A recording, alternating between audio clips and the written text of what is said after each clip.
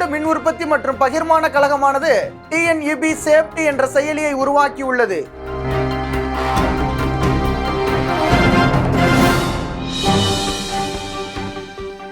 தேசிய சட்ட சேவைகள் ஆணையத்தின் செயல் தலைவராக சஞ்சீவ் கண்ணாவை குடியரசுத் தலைவர் நியமித்துள்ளார்.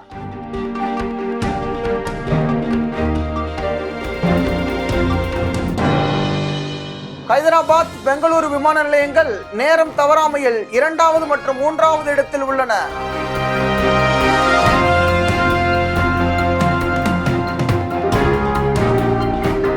சாகர் பரிகிரமாவின் 10வது கட்ட நிகழ்வு ஜனவரி 1 முதல் ஜனவரி 6 வரை நடைபெற ஏற்பாடு செய்யப்பட்டுள்ளது.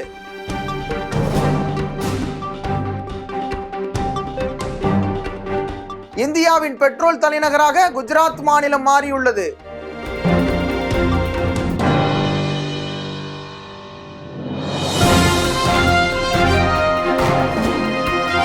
ஜனவரி 3 இந்திய பெண் விடுதலை போராட்ட வீரர்களின் வரலாற்றில் ஒரு முக்கியமான நாள்.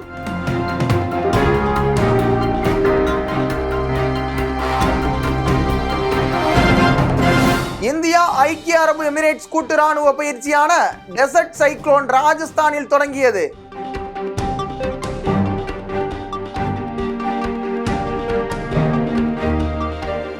உத்தரப்பிரதேசத்தில் உள்ள மதுரா அருகில் இருக்கும் விருந்தாவனில் நாட்டிலேயே முதல் முறையாக மாணவிகளுக்கான பிரத்யேக ராணுவ பள்ளி தொடங்கப்பட்டுள்ளது.